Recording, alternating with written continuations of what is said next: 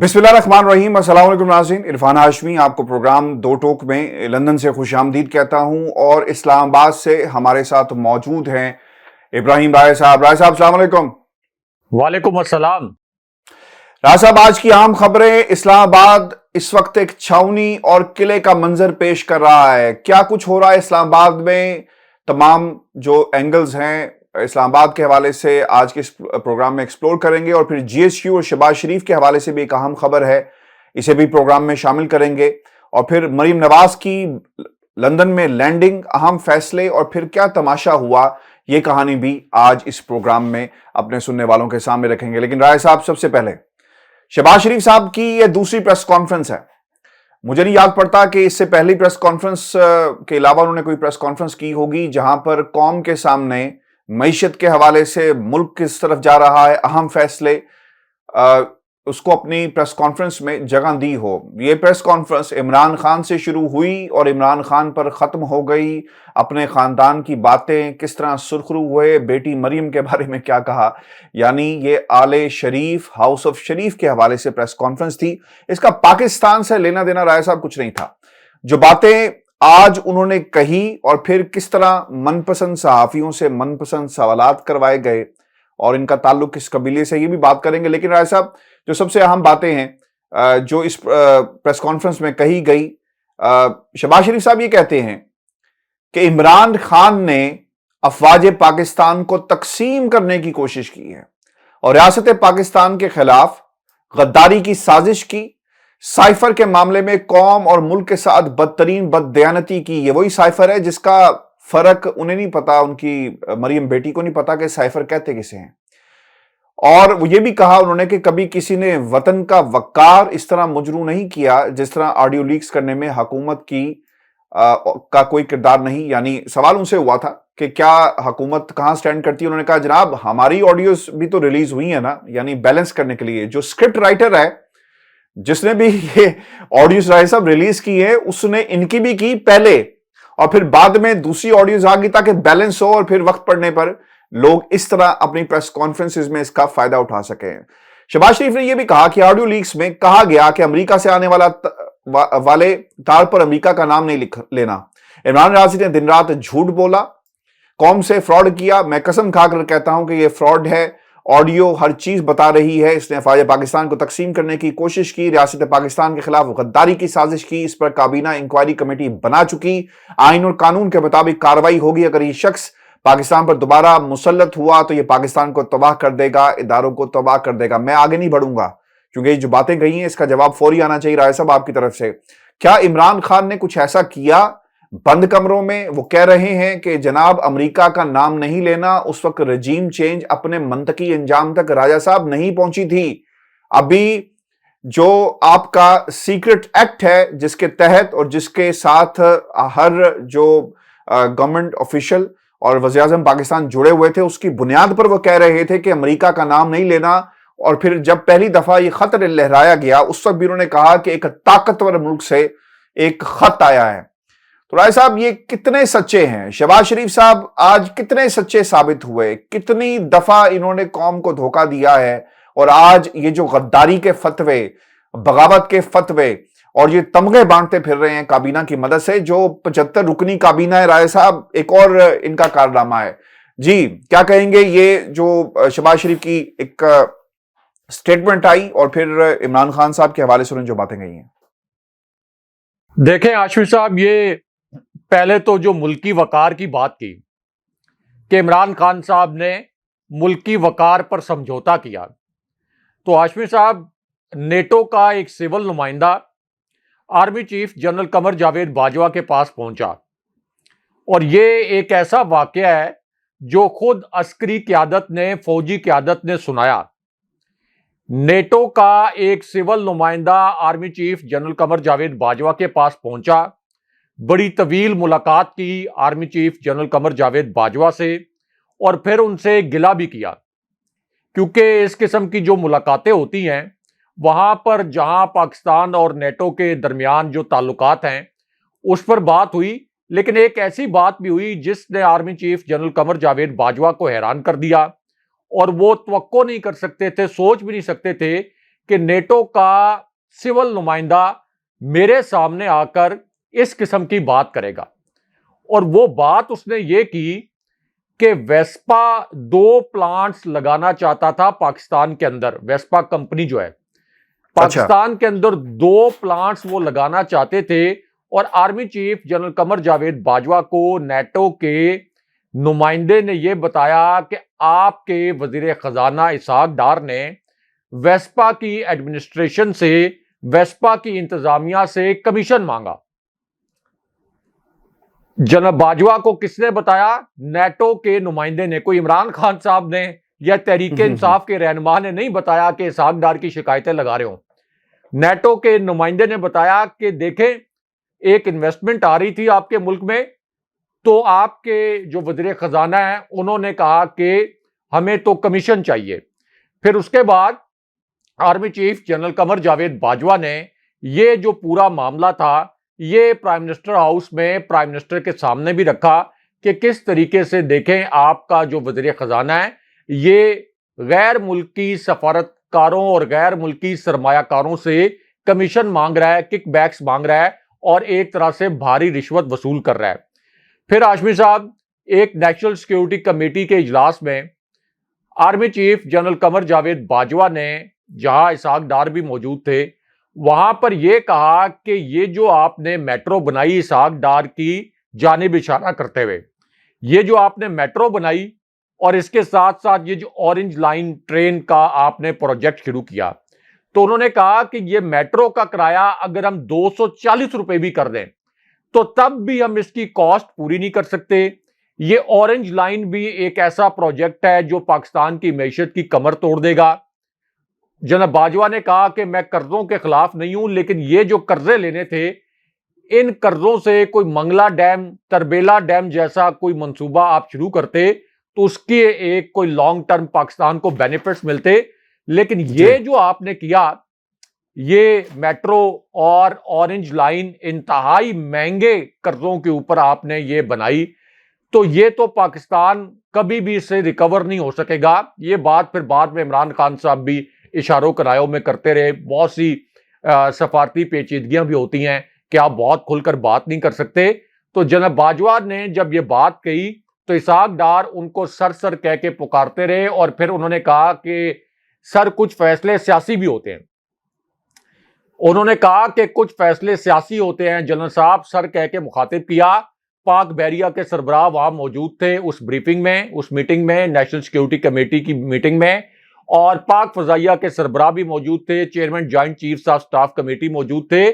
یعنی انہوں نے سیاسی مفادات کے لیے پاکستان کی اکانومی کو مکمل طور پر کولیپس کروا دیا. اور اورنج لائن کے متعلق پرائم منسٹر کے جو پرنسپل سیکرٹری تھے انہوں نے جناب باجوہ کی بات کی حمایت کی اور یہ کہا کہ یہ اورنج لائن کو سی پیک میں شامل کرنے سے اوور آل جو انٹرسٹ ریٹ ہے سی پیک کے قرضوں کا وہ بہت زیادہ بڑھ گیا، اور یہ فیزیبل نہیں تھا. یہ جو اورنج لائن کا منصوبہ انہوں نے اپنی ذاتی نمود و نمائش کے لیے شہباز شریف نے اور میاں نواز شریف نے اور اسحاق ڈار نے اس وقت شروع کیا تھا. تو اس کا مطلب یہ ہے کہ جناب باجوہ یہ سمجھتے تھے، یہ میں اس وقت کی بات کر رہا ہوں جب اسحاق ڈار وزیر خزانہ تھے، اس سے پچھلے دور میں یعنی میاں نواز شریف کے دور میں، تو جناب باجوہ یہ سمجھتے تھے، شاید خاقان عباسی جب پرائم منسٹر بن گئے اور نیشنل سیکیورٹی کمیٹی کا اجلاس ہوا تو جناب باجوہ نے یہ تمام باتیں ان کے سامنے بھی رکھی، تو ان کا یہ خیال تھا کہ اسحاق ڈار نے معیشت کو تباہ و برباد کر دیا ہے. ان کا یہ خیال تھا کہ ایسے پروجیکٹ شروع کیے گئے کہ جن کے اثر سے یعنی اتنا ان کا بوجھ ہے پاکستان کے اوپر کہ پاکستان کی اکانومی ان سے ریکور نہیں ہو سکے گی. اور جناب باجوہ اسحاق ڈار کو ایک کرپٹ شخص بھی سمجھتے تھے کہ جس نے کمیشن مانگا ویسپا کمپنی کے جو ایڈمنسٹریشن ہے اس سے. تو ایک تو جو ملکی وقار ہے اس کے متعلق پہلے تو جا کے جناب باجوہ سے گواہی لے لیں کہ کس نے ملکی وقار داؤ پہ لگایا. اب دوسری بات کہ میاں نواز شریف یہاں سے جب لندن فرار ہوئے اور اسٹیبلشمنٹ کی مدد سے فرار ہوئے، اسٹیبلشمنٹ نے ان کو فرار کروایا، اور فواد چودھری نے پھر یہ سٹیٹمنٹ بھی دیا کہ جن لوگوں نے میاں نواز شریف کو فرار کروایا اب ان کو مزے آ رہے ہوں گے کہ کس طریقے سے اب میاں نواز شریف اپنے فرار کروانے والوں کے خلاف، اپنے کریٹرز کے خلاف، اپنے بنانے والوں کے خلاف، کیونکہ سب کو پتا ہے کہ میاں نواز شریف کی سیاست اسٹیبلشمنٹ کی گود میں شروع ہوئی تھی. تو فواد چودھری نے کہا کہ دیکھیں اب یہ کس طریقے سے پوری فوج کے خلاف سنگین ترین الزامات لگا رہے ہیں. جناب باجوہ پر آرٹیکل 6 کے تحت غداری کا مقدمہ چلانے کی بات کر رہے ہیں. یہاں تک کہ یہ بھی کہہ رہے ہیں کہ میں کارگل جنگ کے راز کھول دوں گا. پوری دنیا پر یہ تاثر دینے کی کوشش کی انہوں نے کہ کارگل جنگ میں کوئی پاکستان غلطی پر تھا یا اس جنگ میں کوئی پاکستان کو انڈیا سے زیادہ نقصان پہنچا. اور ہاشمی صاحب یہ جو جلسہ تھا گجرانوالہ والا میاں نواز شریف کا، جس میں انہوں نے کہا تھا کہ میں کارگل کے راز کھول دوں گا، اس دن کی تقریر ابھی بھی آپ یوٹیوب پر جا کر دیکھ لیں کہ انڈین چینلز نے میاں نواز شریف کی اس تقریر کو کتنا زہریلا مرچ مسالہ لگا کر ہیڈ لائنز میں شامل کیا. 6-7 دن اس پر تبصرے ہوتے رہے. تو ملکی وقار کو کون نقصان پہنچا رہا تھا؟ میاں نواز شریف. اس وجہ سے کہ صرف ایک مرتبہ عوامی مینڈیٹ کے ذریعے ان کو اقتدار نہیں ملا تھا، عوام نے عمران خان صاحب کو منتخب کر لیا، تو اس وجہ سے انہوں نے ریاست کو بلیک میل کیا، فوجی قیادت کو، پوری فوج کو بلیک میل کیا. اچھا اب آ جائیں فوج کو تقسیم کرنے کی سازش. میاں نواز شریف کا ایک سٹیٹمنٹ ابھی بھی یوٹیوب پر پڑا ہوا ہے، ابھی بھی آپ جا کر دیکھ لیں. ان کے ٹویٹر اکاؤنٹ پر PMLN.org ٹویٹر اکاؤنٹ جو ہے وہاں بھی پڑا ہوا ہے، جہاں انہوں نے کہا کہ پاک فوج کے جوان فوجی قیادت کے غیر آئینی احکامات ماننے سے انکار کر دیں. یہ الفاظ کس نے بولے؟ میاں نواز شریف نے کیمروں کے سامنے واضح انداز میں. شہباز گل نے تو کچھ اور بات کی تھی، آؤٹ آف کانٹیکسٹ اس کو آپ یہ کہہ لیں کہ پلے اپ کیا گیا، لیکن میاں نواز شریف نے تو یہ کہا، نام لے کر کہا تھا. جی نام لے کر کہا، اور یہ کہا کہ افراد اہم نہیں ہیں، ادارے اہم ہوتے ہیں. تو آپ غیر آئینی غیر قانونی آپ اقدامات نہ مانیں. اور پھر سب سے بڑی بات، آپ کو پتا ہے کہ سندھ پولیس کا جو ایشو ہوا تھا مریم نواز کے معاملے پر، کیونکہ مریم نواز کو انہوں نے کوئی فاطمہ جناح بنا دیا، یعنی کراچی میں جو ایشو ہوا تھا کیپٹن صفدر اور مریم نواز کے، تو ظاہر ہے کہ کسی کی بھی چادر اور چار دیواری کا جو ہے وہ ہمیشہ اس کا تقدس کا خیال رکھنا چاہیے. لیکن اس معاملے پر میاں نواز شریف نے اس قسم کا تاثر دیا اور اس قسم کے سٹیٹمنٹ دیے کہ سندھ پولیس نے پاک فوج کے خلاف، رینجرز کے خلاف، ISI کے خلاف، فوجی قیادت کے خلاف بغاوت کر دی ہے. اور انہوں نے یہ کہا کہ جس طرح سے سندھ پولیس کھڑی ہوئی ہے فوج کے خلاف، اسی طرح باقی اداروں کو کھڑے ہو جانا چاہیے اور غیر آئینی اقدامات کی مذمت کرنی چاہیے. حالانکہ اس میں کوئی یہ نہیں تھا کہ سندھ پولیس کوئی فوج کے خلاف کھڑی ہو گئی تھی. اور آپ کو یاد ہوگا کہ اس وقت نریندر مودی کا جو سوشل میڈیا سیل ہے اس پر اس قسم کی مضحکہ خیز تصویریں وائرل کی گئیں کہ فوج کے درمیان اور سندھ پولیس کے درمیان جھڑپیں شروع ہو گئی ہیں اور کراچی میں اور سندھ میں حالات بڑے خراب ہو گئے ہیں.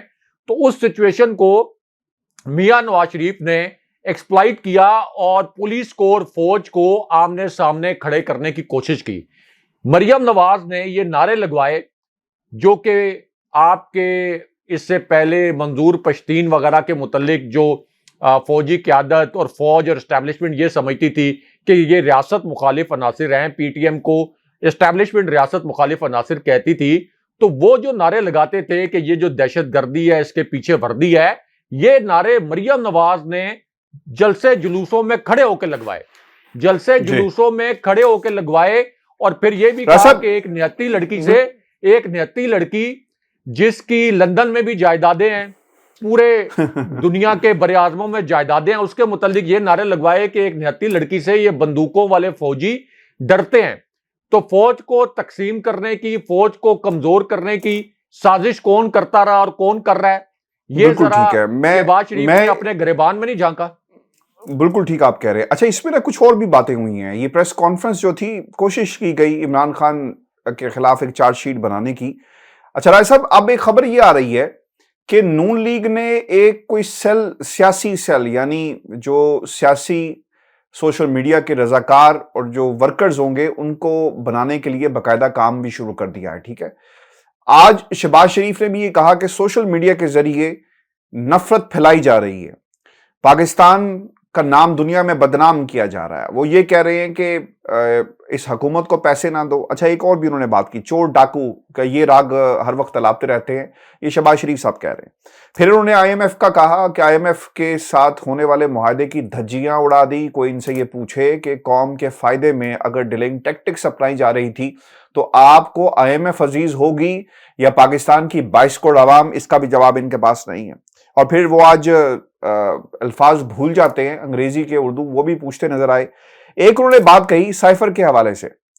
وہ یہ کہتے ہیں کہ ایک ملک کا سفیر مجھے ملنے آیا, جب میری ملاقات ختم ہو گئی تو میں نے ان سے علیحدہ میں ملنے کی خواہش, اور پھر بات آگے بڑھتی ہے تو انہوں نے مجھے اپنی کرسی سے اٹھا کر کونے میں لے گئے اور انہوں نے کہا کہ آپ مجھ سے سائڈ پر آ کر بات کریں. رائے صاحب بات یہ ہے کہ being the prime minister of Pakistan, یہ آپ کا فرض نہیں بنتا تھا کہ آپ انہیں کہتے کہ ہماری سیکیورٹی بہترین ہے, جہاں پر لوپ ہول سے ہم نے قابو پا لیا, آپ نے بند کمروں کی بات چوک میں لا کر رکھ دی. اور پھر یہ بھی بتائیں کہ یہ قصور عمران خان کا تھا کہ جناب آپ کی باتیں ریکارڈ ہو رہی ہیں, کیونکہ ایسا لگ رہا ہے اس امپورٹڈ حکومت کی بخلاہٹ کا یہ عالم ہے کہ یہ ثابت کرنا چاہتے ہیں کہ یہ تمام آڈیوز اور ویڈیوز جو ہیں وہ عمران خان صاحب کہیں بیٹھ کر بناتے ہیں اور لیک کر دیتے ہیں. دیکھیں ہاشمی صاحب, ایک تو شہباز شریف نے جو کہا کہ یہ چور کا راگ الاپتے رہتے ہیں اور ہمارا دنیا میں امیج متاثر ہوتا ہے, تو یہ عدالتیں کیا عمران خان صاحب نے قائم کی تھی؟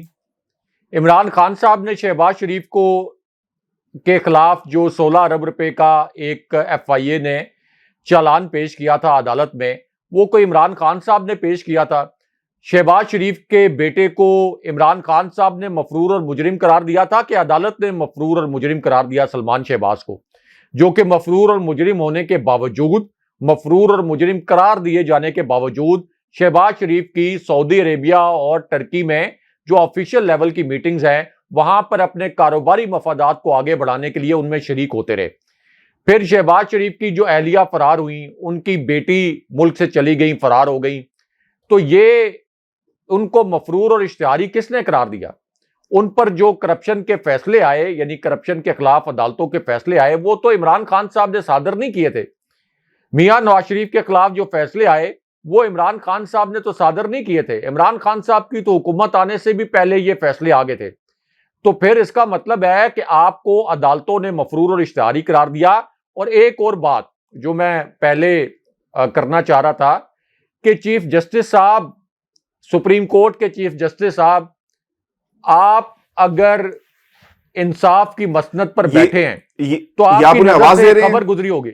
جی چیف جسٹس صاحب کو, کیونکہ جی میں ان کو اس لیے آواز دے رہا ہوں کہ میں اسلام آباد میں ہوں اور یہاں جس جگہ میں رہتا ہوں یہاں سے سپریم کورٹ کوئی زیادہ فاصلے پر بھی نہیں ہے.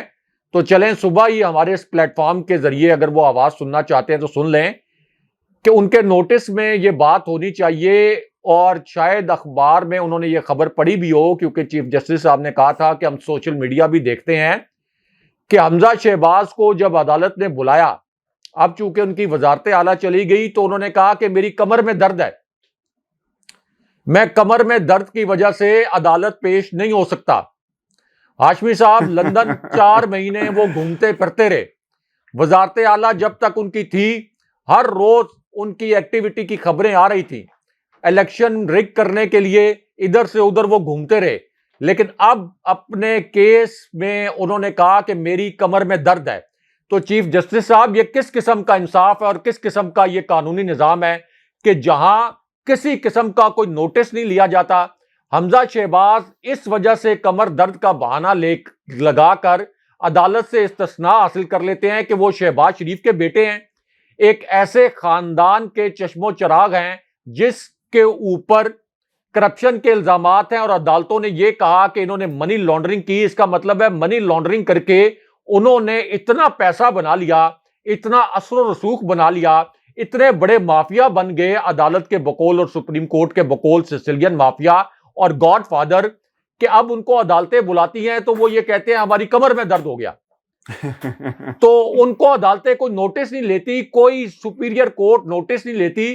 تو چیف جسٹس بندیال صاحب آپ سے اس قوم کی بڑی امیدیں تھیں اور بڑی امیدیں ہیں.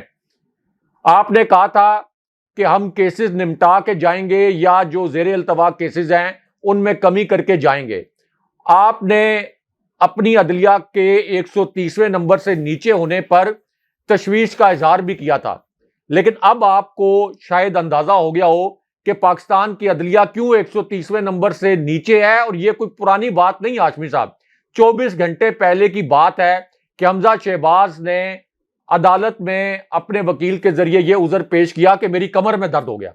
یعنی شہباز شریف کی کمر میں بالکل بھی ہر روز درد ہو جاتا تھا جب ان کو عدالت بلاتی تھی، اب ان کی کمر میں درد نہیں ہوتا.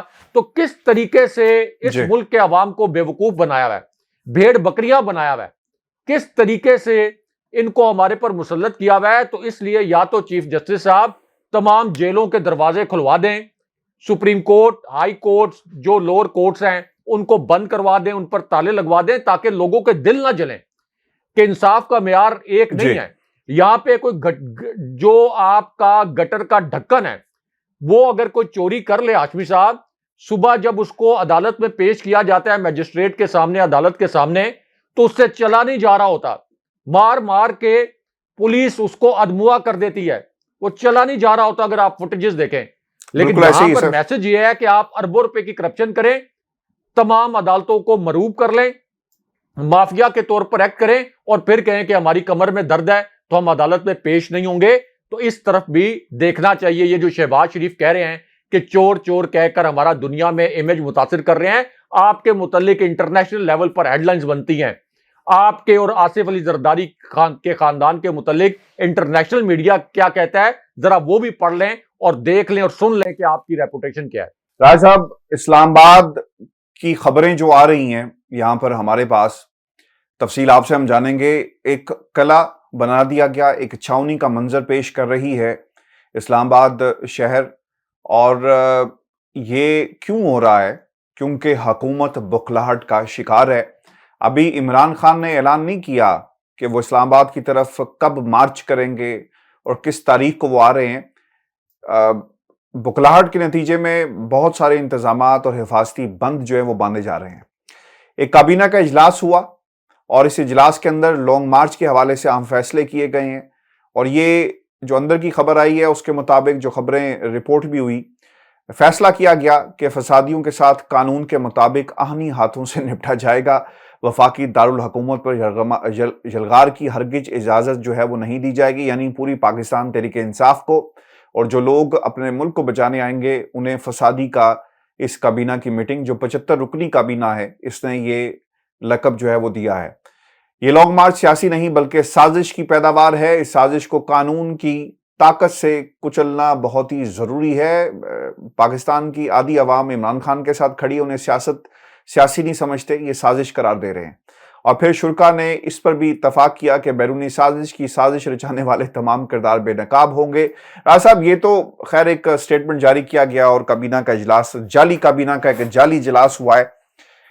اب آپ اسلام آباد میں موجود ہیں، کیا دیکھ رہے ہیں ریڈ زون کے اندر کیا کچھ ہو رہا ہے؟ ان سے تو یہ کسان نہیں سنبھالے گئے تھے اور وہ اتنی بڑی تعداد میں رائے صاحب کسان تھے بھی نہیں، اور وہ ریڈ زون کی طرف رواں دواں تھے. اور پھر حکومت ناکام رہی ان کو روکنے میں. جب لاکھوں کا مجمع آئے گا تو پھر کیا حکمت عملی اپنائی جا رہی ہے ان کی طرف سے؟ ہاشمی صاحب، یہ معاملہ تو جڑا ہوا ہے براہ راست جی ایچ کیو سے اور فوجی قیادت کے فیصلے سے. جی، کیونکہ اسلام آباد کو انہوں نے قلعہ تو بنایا ہے، یعنی جو آپ کا ریڈ زون ہے، ریڈ زون کے پار آپ کی تمام حساس عمارتیں ہیں. سپریم کورٹ کی عمارت ہے، پارلیمنٹ ہے، پرائم منسٹر ہاؤس ہے، پرائم منسٹر آفس ہے، ایوان صدر ہے، دفتر خارجہ ہے، آپ کے غیر ملکی سفارت خانے ہیں، ریڈیو پاکستان کی عمارت ہے، پی ٹی وی کی بلڈنگ ہے. اب وہاں پر اگر آپ جا کر دیکھیں، بطور صحافی میں نے بھی وہاں پر جا کر دیکھا کہ وہاں پر کنٹینرز کا ایک پہاڑ ابھی سے کھڑا کر دیا گیا. دوسرا، جو آپ کا سرینا چوک سے راستہ ریڈ زون کی جانب جاتا ہے، وہاں بھی سڑکوں کی سائیڈ پر درجنوں کنٹینرز ابھی سے انہوں نے کھڑے کر دیے ہیں. اور فیض آباد جو مرکزی راستہ ہے پنجاب سے اسلام آباد میں داخل ہونے کے لیے، یعنی راولپنڈی سے اسلام آباد میں داخل ہونے کے لیے، راولپنڈی چونکہ پنجاب کا حصہ ہے، تو وہاں بھی درجنوں کنٹینرز انہوں نے پہنچا دیے. لیکن ہاشمی صاحب، اس میں جی ایچ کیو سے جو ریلیٹڈ معاملہ ہے وہ یہ ہے کہ ایف سی اور رینجرز کو طلب کیا ہے انہوں نے عمران خان صاحب کا لانگ مارچ روکنے کے لیے اصل میں جو پاکستانی عوام اس لانگ مارچ میں شرکت کے لیے آئیں گے ان کو ایف سی اور رینجر جو فوج کا حصہ ہیں ان کے ذریعے روکنے کا انہوں نے پلان بنایا ہے. 30,000 کے قریب انہوں نے نفری جو ہے لڑائی کا پروگرام ہے. لڑائی کا پروگرام جی لڑائی کا. اور پھر یہ کہہ رہے ہیں کہ آرٹیکل 245 کے تحت رانا ثناء اللہ نے یہ بھی اعلان کر دیا کہ ہم فوج کو بھی طلب کریں گے.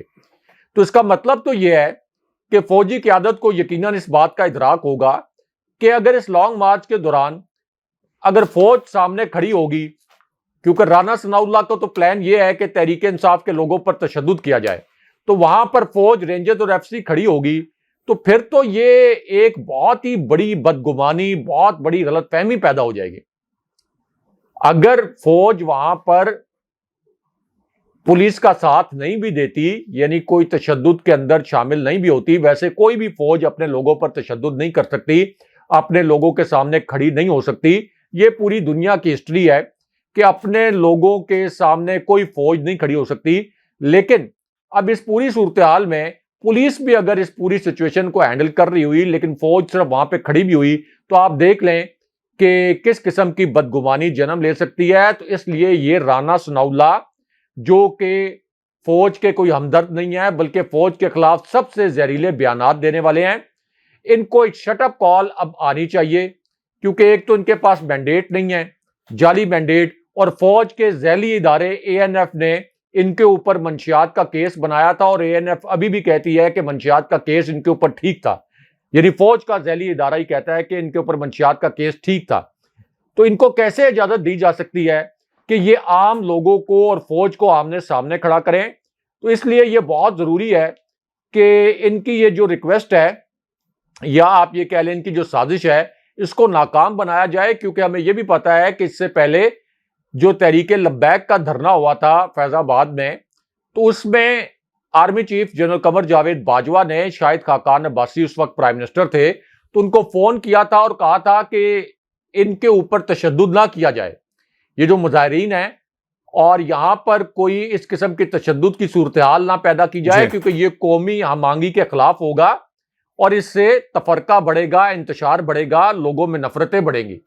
تو اب تو ہاشمی صاحب کے پی اور پنجاب دونوں جگہوں پر عمران خان صاحب کی حکومت ہے.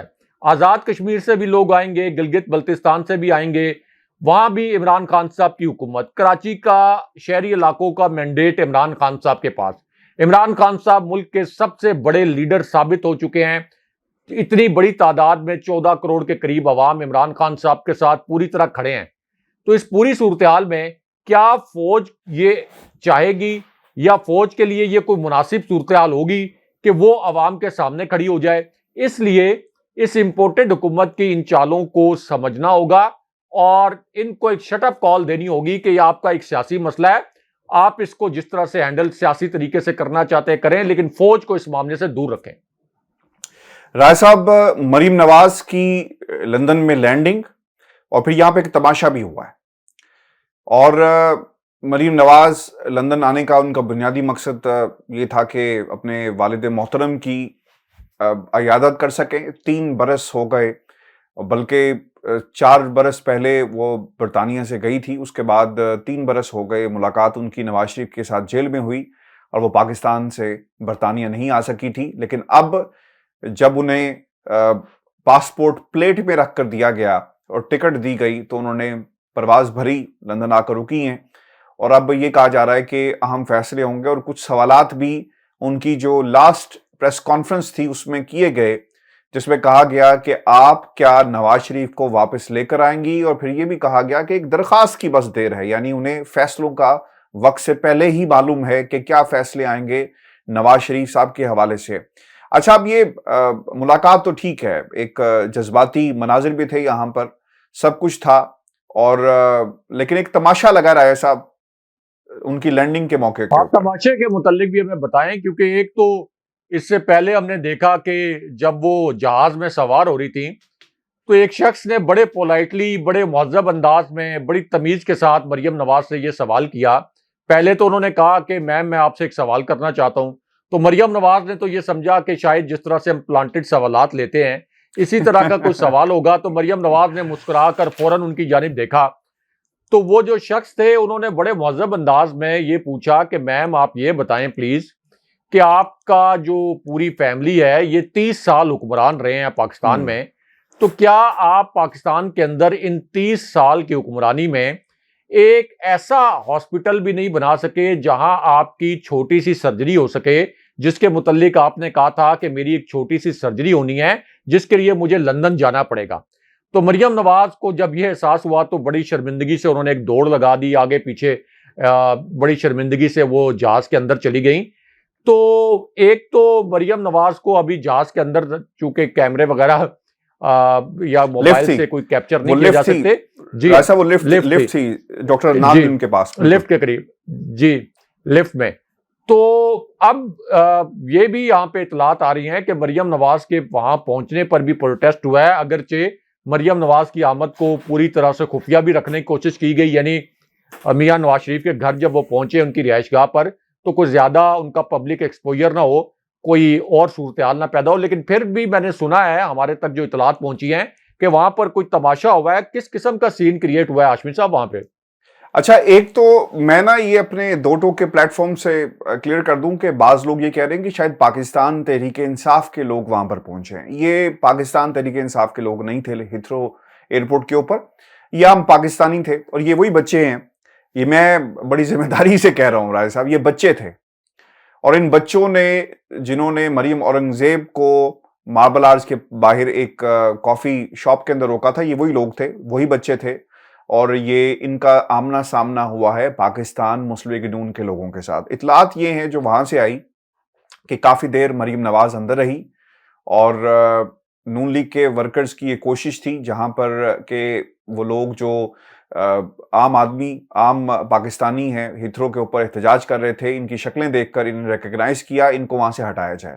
مریم باہر نہیں آئی، اور پھر یہ بھی دیکھا کہ کچھ ویڈیوز سوشل میڈیا کے اوپر، اور پھر جن لوگوں سے میری بات ہوئی وہاں پر نعرے بازی ہوئی، اور اس نعرے بازی کا ہدف جو ہے وہ مریم نواز صاحبہ تھی، نواز شریف صاحب تھے، اور کافی زیادہ حالات جو ہے وہاں پر خراب بھی ہو گئے۔ اور پھر میری اطلاعات کے مطابق پولیس وہاں پر پہنچی ہے، جو ایئرپورٹ سیکیورٹی غالباً کے لوگ ہوتے ہیں، انہوں نے ان تمام یہ جو بچے تھے ان کو وہاں سے ہٹایا، اور پھر ہٹانے کے بعد مریم نواز جو ہیں انہیں لے کر جو ان کے بھائی حسن نواز تھے، باقی جو لوگ تھے غالباً وہ ایون فیلڈ گئے، لیکن ایون فیلڈ کے باہر بھی میری اطلاعات ہیں کہ کچھ لوگ پہنچے ہیں، اور وہاں پر بھی پاکستان مسلم لیگ نون کے ورکرز کا آمنا سامنا ہوا ہے۔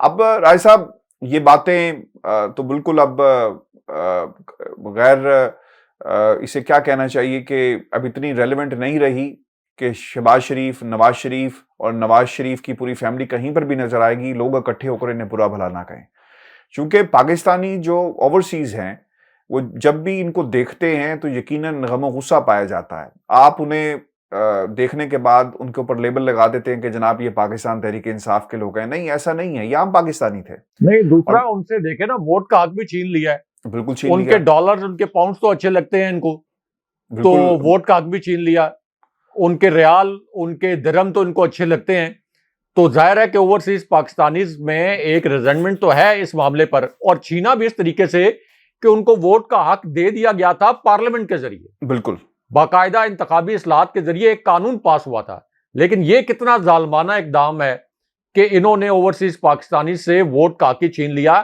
تو یہ بھی ایک غم و غصہ ہے، اور جب غم و غصہ اس طرح کے معاملات پر ہوں تو پھر یہ احتجاج وغیرہ ہوتا ہے، اس کے اوپر ان کو کوئی گلا شکوہ ان کا بنتا نہیں ہونا چاہیے، بلکہ روکنے کی اگر آپ کوشش بھی کریں تو کتنوں کو روک لیں گے، چونکہ یہ ینگسٹرز ہیں، اور جتنا آپ انہیں دبائیں گے یہ اتنا ہی ابھر کر دوبارہ سامنے آئیں گے۔ اور یہ احتجاج جو ہے نا رائے صاحب، جتنے دن میری جو اسیسمنٹ ہے، میں نے پہلے بھی یہ کہا تھا کہ کابینہ آ رہی ہے پوری شہباز شریف کی، تو لوگ احتجاج کریں گے، سیاسی جماعت تو غائب ہے یہاں پر، لیکن لوگ احتجاج کریں گے، اور مریم جب تک لندن میں موجود ہیں، جب بھی لوگوں کو موقع ملے گا وہ جا کر ضرور جو ہے وہ احتجاج کریں گے۔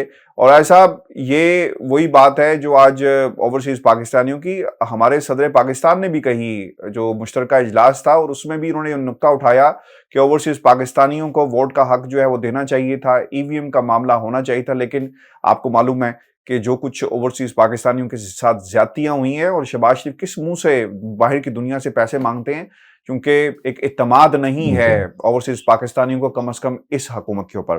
ویورز، یہ آج کا ہمارا شو تھا۔ اپنے کمنٹ ضرور بھیجیے گا، چینل کو سبسکرائب کرنا مت بھولیں۔ اجازت دیجیے، اللہ نگہبان۔ اللہ نگہبان۔